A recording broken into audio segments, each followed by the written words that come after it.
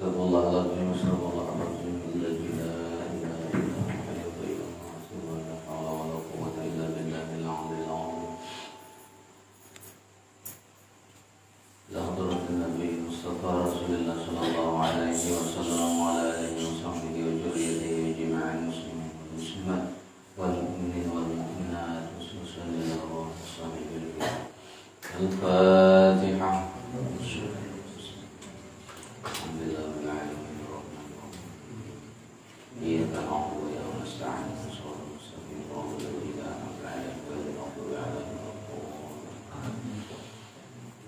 Assalamualaikum warahmatullahi wabarakatuh. Bismillahirrahmanirrahim. Alhamdulillah nahmaduhu wa nasta'inuhu wa nastaghfiruhu wa na'udzu billahi min shururi anfusina wa min sayyiati a'malina. May yahdihillahu fahuwal muhtadi wa may yudlil falan tajida lahu waliyyan mursyida.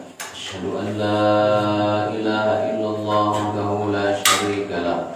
Asyhadu anna sayyidana nabiyyana wa habibana Muhammadan abduhu wa rasuluh. Allahumma shalli wa sallim wa barik wa karrim wa azim ala sayyidina Muhammadin wa ala alihi wa sahbihi wa barik wa sallim ajma'in. Amma ba'd. Allah Ta'ala fi kitabihil karim. Bismillahirrahmanirrahim. Wa kallamallahu Musa taklima. Sadaqallahul azim. Sadaqa rasuluhun nabiyul karim. Wa nahnu ala dhalika minasyakirin. Alhamdulillahi rabbil alamin. Pertama-tama marilah kita ucapkan puji syukur kehadirat Allah Subhanahu wa Ta'ala atas segala limpahan rahmatnya, karunia-Nya dan pertolongannya kepada kita, sehingga pada subuh ini kita masih diberi kenikmatan sehat badan dan panjang umur oleh Allah Subhanahu wa Ta'ala, sehingga kita dapat menggunakan apa yang diperintahkan Allah dan Rasul-Nya dan meninggalkan apa yang dilarang oleh Allah dan Rasul-Nya. Mudah-mudahan apa yang kita kerjakan, kita perbuat, Allah ridha pada kita dan diberi pahala yang berlipat ganda. Amin ya rabbal alamin. Salawat serta salam semoga senantiasa tercurah ke pangkuan junjungan kita Nabi Muhammad sallallahu alaihi wasallam, kepada pengikutnya yang mengikut jejak langkah beliau sampai akhir zaman.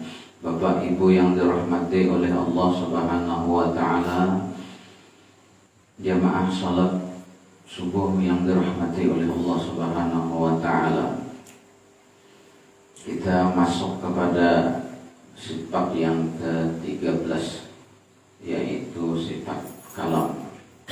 Sifat Allah yang disebut orang adalah kalam. Kalam atau al-kalam artinya berkata-kata Allah Ta'ala. Lawannya bakam, artinya bisu. Mustahil ia bisu, wajib Allah Ta'ala berkata-kata. Dalilnya wa kallamallahu Musa taklima, artinya telah berkata-kata Allah Ta'ala akan Nabi Musa akan sempurna kata. Nah, jadi kita kembali masuk kepada sifat Allah Ta'ala yang ke-13, yaitu kalam. Kalam ini artinya berkata-kata Allah Ta'ala. Perkataan Allah Ta'ala ini atau kalamnya Allah Ta'ala ini laisa biharfin wala sautin, kada ke huruf, kada ke suara. Kayak apa itu ya? Maka kalam kada ke huruf, kada ke suara. Nah, ini contoh aja lah, supaya kita tuh kawan memaham. Ada semacam itu, panggil menghampirkan lah. Contohnya kita berpandir dalam hati, dong ada huruf bersuara. Lalu yang disebut dengan kalamnya Allah Ta'ala itu apa? Ya Al-Quran. Al-Quran. Jadi Al-Quran itu kan ada hurufnya, ada suaranya. Nah, kalam yang ajali, kalamnya Allah Ta'ala yang qadim itu Imam tidak ada tulisannya, kan tidak dapat tulis dan tidak ada suaranya. Kenapa diturunkan oleh Rasulullah? Kan ada tulisannya tuh, Quran tuh. Nah, ini kan proses turunnya Al-Quran itu pertama dulu turun kepada Allah Ta'ala, menurunkan kepada Jibril dulu. Nah, kepada Jibril itu kalau nang kada huruf kan bersuara. Jadi dari hati ke hati, kayak apa caranya? Nah, kita kada tahu mengetahui kayak apa Allah Ta'ala menurunkan wahyu Quran itu kepada Jibril. Imbah kepada Jibril, dibawa oleh Jibril lalu diangkat di namanya itu apa, Lauhil Mahfuz ya, di alam ijah sana situ. Setelah itu lalu diturunkan kepada Rasulullah pulang. Ada prosesnya. Nah, setelah itu Rasulullah ini dari Jibril kepada Rasulullah itu banyak bentuk cara menurunkannya. Ada Jibril itu berbentuk kayak manusia biasa, ada Jibril itu berbentuk seperti orang tua, ada dengan cara berbunyi lonceng saja, teng teng teng teng. Tapi Rasulullah kau memaham. Nah, itu hebatnya Rasulullah nih.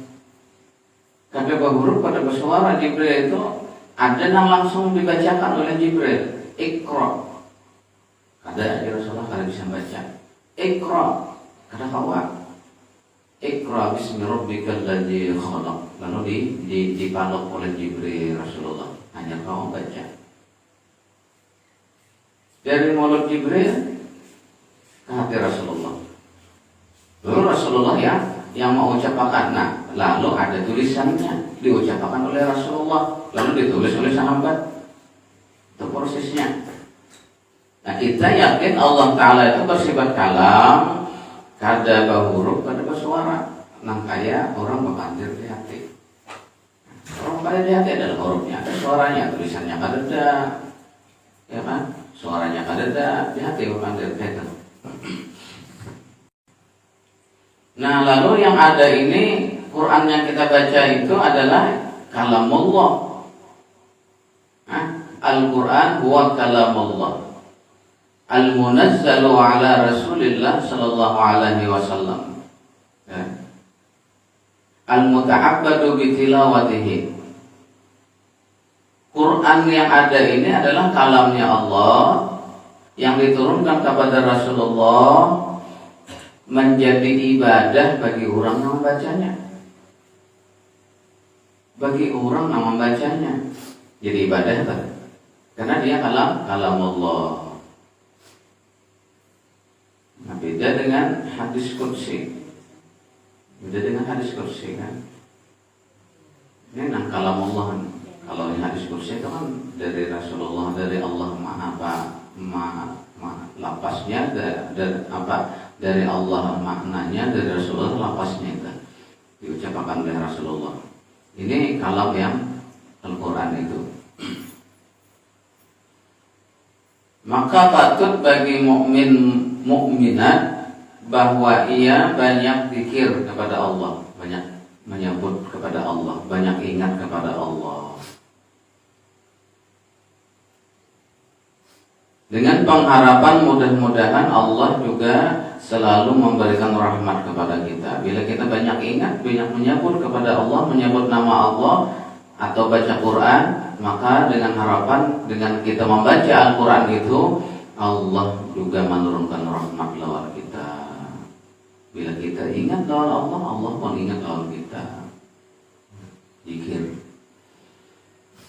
Ada bentuk zikir yang khusus, la ilaha illallah. Nah, zikir khusus. Ada yang bentuk zikir itu di dalam hati, ingat lawan Allah. Apa kita di dalam hati ingat lawan Allah Ta'ala? Nah, kata sahab pulang, bila kita lihat pohon bergoyang, oh, Allah Ta'ala menggerakkan. Nah, itu hubungan lawan sahab. Artinya siapa menggerakkan doa Allah. Melihat manusia berjalan, siapa yang menjalankan Allah dalam hati, dalam pikir dalam hati, ingat dalam Allah. Jadi apapun yang kita lihat itu menjadikan kita ingat kepada Allah itu disebut zikir. Muntung kita bepandir yang baik-baik, menasihati orang, pamannya. Nah itu zikir juga tuh. Yang baik-baik lah, namun kada baik kada dapat pahala. Adapun kalamnya Allah itu yaitu sifat yang wujud dia ada. Lagi yang qadim atau umpamanya kita ini berinisiatif berpendapat dulunya Tuhan tidak ada bandirnya. Imbah bisa bandir hanya kawa. Nah ada kayak itu. Qadim ini kada kesudahannya. Qadim ini kan kekal. Lagi yang sabit dengan zatnya, artinya kalam ini sabit dengan zatnya Allah. Di mana letaknya kalam? Pada zat. Kalau bandir orang yang ada orang yang ada umpamanya. Zatnya Allah nih ada umpamanya. Kalau ada sifat kalam, ada semacam itu, ada hawa. Nah kemudian sifat kalam yang berta'alluq dengan segala yang wajib. Jadi kalam ini kita ada hantarannya kepada yang wajib dan yang mustahil dan yang harus. Kemudian hantarannya kalam atau disebut ta'alluq dalalah, yakni menunjuki pahaman ta'alluq dalalah, yaitu kalam itu menunjuki kepada yang wajib. Misalnya firman Allah Ta'ala, Anallah. Nah ini kalam yang wajib. Ujian Allah Ta'ala ini Allah Ta'ala pandir Anallah, aku adalah Allah. Itu kalam wajib kan? Aku adalah Allah. Itu kalam wajib. La ilaha illa ana, tidak ada Tuhan kecuali aku, ujian Allah Ta'ala. Itu kalam wajib. Menunjukkan Allah Ta'ala itu ada. Wajib ada.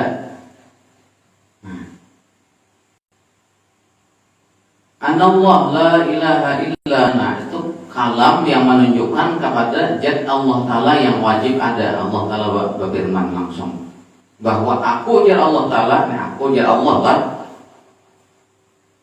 Aku adalah Tuhan, tidak ada Tuhan selain aku, jar Allah Ta'ala. Nah itu kalam wajib, itu menunjukkan kepada Allah Ta'ala itu wajib ada.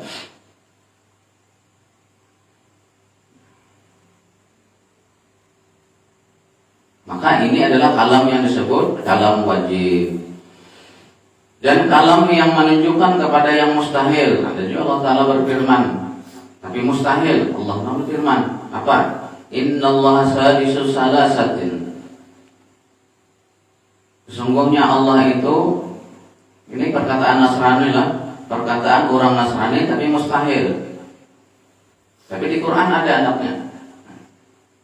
Perkataan Nasrani bahwasanya Allah Ta'ala itu meninggalkan yang tiga. Nah ini menunjukkan bahwa ada yang berkata dengan tiada bagi Allah Ta'ala.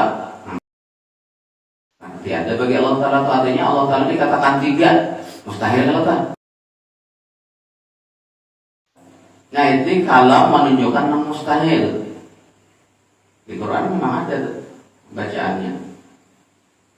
Kita ingat dulu surah apa itu? Innallaha sadisu salasatin. Itu menunjukkan bahwa itu sifat mustahil bagi Allah. Allah Ta'ala itu meninggai bagi yang tiga. Itu mustahil. Di Quran ada. Ini perkataannya orang Nasrani, tapi difirmankan oleh Allah Ta'ala di dalam Al-Quran. Dan yang menunjukkan kepada yang harus, seperti firman Allah Ta'ala, Wallahu khalaqakum wa ma ta'malun. Yang harus ini, ya harus kan? Wallahu khalaqakum wa ma ta'malun. Allah bermula, Allah yang menjadikan kamu dan apa-apa perbuatan kamu. Nah ini harus saja bagi makhluk. Perkataan Allah Ta'ala yang harus ini ta'alluqnya kepada yang harus. Maka ini kalam menunjukkan bahwa kalam ini adalah harus bagi Allah menjadikan kamu dan perbuatan kamu. Jadi kita semua dijadikan dan perbuatan kita dijadikan oleh Allah Subhanahu wa Ta'ala. Nah kalau sudah semacam itu kita mengetahui, maka wajiblah kita mengiktikad bahwa kalamnya Allah Ta'ala itu qadim, dan Allah Ta'ala bersifat kalam itu tidak ada awal, tidak ada akhir. Nah, lawan daripada kalam itu adalah bisu, bakam. Nah, kalau kita kan bisu, tuli kita bilang. Jadi Pak Bu, lawan nang 20 itu adalah ampun kita. Lawannya nang wujud, lawannya Adam, atau ampun kita Adam tuh. Nah, kemudian yang Adam wujud idam, sifat Allah. Nah, lawan dari idam atau ampun kita. Jadi nang mustahil bagi Allah Ta'ala ampun kita berarti. Nang wajib bagi Allah 20, nang mustahil 20 itu ampun kita, nang mustahilnya. Jadi kita berkeyakinan bahwa Allah Ta'ala ini bersifat kalam, kada berhuruf, kada bersuara. Lalu kalam yang ada di Quran itu memang kalamnya Allah. Itu adalah madlulnya kalam yang qadim. Madlul itu menunjukkan bahwa ada kalamnya Allah. Nang pas dengan Al-Quran yang kita baca itu. Jadi Quran yang kita baca itu persis dengan Quran yang ada di Baitul Ajjah situ, Baitul Ajjah marahnya. Semacam itulah firman Allah Ta'ala. Ada beda. Dan alhamdulillah. Jadi kalamnya Allah Ta'ala di Baitul Ajjah ya alhamdulillah rabbil alamin juga. Alif lam mim. Kalamnya Allah Ta'ala di Baitul Ajjah alif lam mim juga. Itu. Makanya kita membaca Quran itu pahala. Kita membaca Quran itu pahala. Sebab itu adalah kalamnya Allah. Nah, jadi juru ulama kita ini apabila kita membaca hadis itu lah, tak kita buka hadis, tak kita baca, membacanya itu juru ulama kalau pahala ada. Nah, tapi kalau kita mengamalkan hadis jauh pahala. Paham?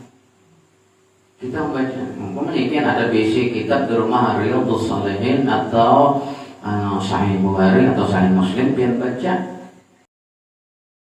buka mulai awal sampai akhir. Ada pahala juru ulama, sebagian ulama ada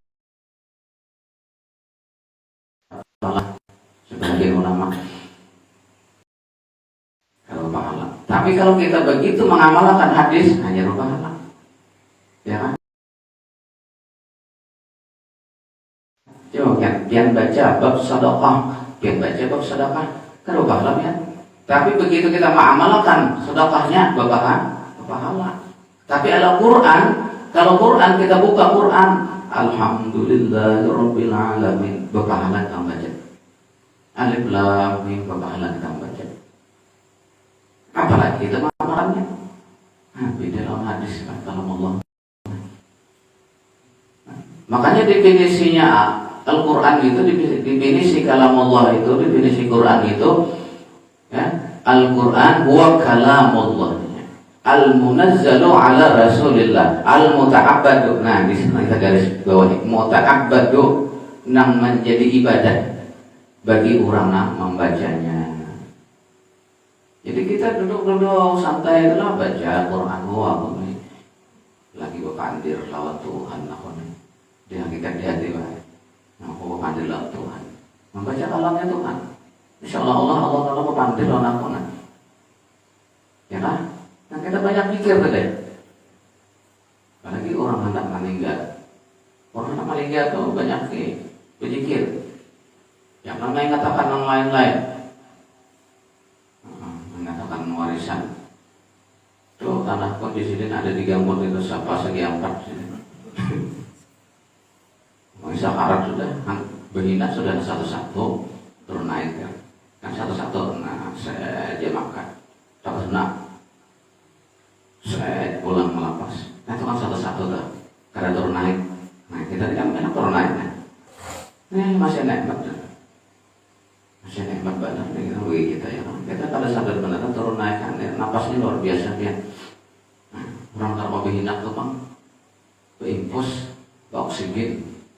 Nah, sekarang yang turun naik ini, nah kita banyak ingat Kita melihat orang yang sakarat umpamanya kuitan atau nang sanak atau bini apa lah tetangga lah nang sakarat sudah jangan dipandiri macam-macam.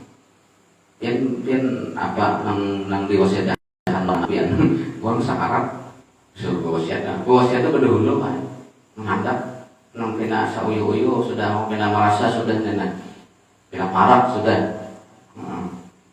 Kena ketujuh metihe pekuburan sudah. Ada orang ketujuh metihe pekuburan yang dikatakan buang perangai itu ay. Ini orangnya punya oyuhan tujuh badan metihe pekuburan. Nah itu hati-hati aja lah. Itu. Nah masalah zikir ini Rasulullah bersabdakan sallallahu alaihi wasallam ya'muru bitalqinil muhtadar la ilaha illallah ya Rasulullah. Nah, kita disuruh oleh Rasulullah mentalkinkan orang nang sakaratul maut. Nah, sakaratul maut itu ditalkin apa? Ini talkin itu ada dua Pak. Ada talkin menghandap apa? Hendak meninggal. Ada talkin kita memang sudah meninggal dan sekubur. Ini pahaman orang lah. Kalau orang sabalah itulah memakna talqin ini ya hendak meninggal. Nang orang sabalah tak. Nang sabalah. Namanya kalau ya. Makanya orang kalau talqin lagi masih di atas kubur. Ini hadis Nabi. Karena sallallahu alaihi wasallam ya'muru bitalqinil muhtadar. Muhtadar ini orang yang sakaratul maut, yang hendak sakarat, yang hendak mati kan. Talqin apa? La ilaha illallah. Itu talqinnya. Nah, ada beban kita aswaja dua rutin mengambil lah. Nah, ketika orang sakarat ditalkinakan dengan kalimat la ilaha illallah, nah sudah dikuburkan ditalkinakan orang kena di atas kuburan. Nah, jadi keduanya ambil nah, kalau apa juga. Kalau talkinan di waktu juga. Jadi tahu aja sudah aja. Kisahnya Allah di hadar maut itu talkin pak orang. Harus sunnah jamaahnya. Ditarik kalau talkin orang. Kenapa kisahnya kan kisahnya betalkin kan. Sebelum anti betalkin kan. Jadi kisahnya tuan gurunya meninggal. Seorang awliya Allah meninggal. Ditalkinakan oleh orang yang hidup kan. Sekali di sini bangun cukup jadi kisahnya telah. Apa nyawa sih menalkin onda alim bernyawa sih. Iya nak ampih menalkin tuh pak. Sampai ini kita batalkan, siapa aja biar dalam waktu batalkan. Nah, tak alim yang kita laksanakan pada menalkinakan. Ya, yang paling asli bangun orangnya, nah bangun. Kenapa nyawa menalkin onda? Ya bahasa Banjarnya. Onda ngerti pada nyawa. Iya, api langsung ngebur ke bagian kulit. Nah, pada laksanakan oleh Allah yang orang baik, orang wali itu banyak. Wahli banyak. Jadi Pak bila basaruan itu orang itu bilanya basaruan ini lah di hadrul maut ditarik itu basaruan ini pasti di dalam itu ada seorang awliya Allah. Karena itu memang kampung wali. Nah, di hadrul maut itu lagi taringnya. Nah, yang paling banyak tuh wali di situ anaknya. Banjar banyak juga wali lah. Wali anak. Ya wali ini baik ada kode kira ya kita tidak tahu nang sidin tidak tahu ada juga sidin tidak tahu pada awliya Allah orang tidak tahu pada sidin wali Allah. Nah itu namanya wali mastur. Ada juga sidin tahu pada awliya Allah orang lain tidak tahu ada juga. Ada juga kita walinya itu masyhur sidin tahu orang tahu pada wali pada sidin itu wali dan orang tahu sidin itu wali Allah. Bila macam-macam penampilan orang itu lah yang kita hendak macam-macam sangkaan lah. Siapa tahu orang itu awliya Allah. Nah, jadi Rasulullah baik sangka aja kita lawan makhluk. Baik sangka aja.